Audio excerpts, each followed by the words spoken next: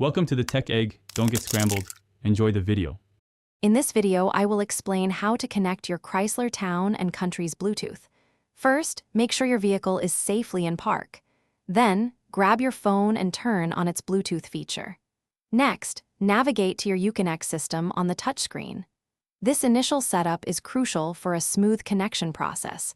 We'll get your device paired in no time. Now, on your Uconnect screen, select the phone button, then choose Pair Device. You'll then see an option to Add Device. Select this to start the search for your phone. Once your phone appears, select it. A PIN will display on both your phone and the Uconnect screen. Confirm these numbers match to complete the pairing. With your phone successfully paired, making calls is simple.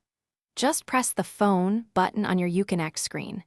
You can then use the touchscreen to dial a number or utilize voice commands for hands-free operation. Your phone's contacts should also be accessible directly through the system, making it easy to connect with anyone. If you encounter any issues, try these quick troubleshooting tips. First, restart both your phone and the Uconnect system. Sometimes, simply clearing out old pairings can resolve connectivity problems. If you're still having trouble, your vehicle's owner's manual provides detailed, specific instructions for your model.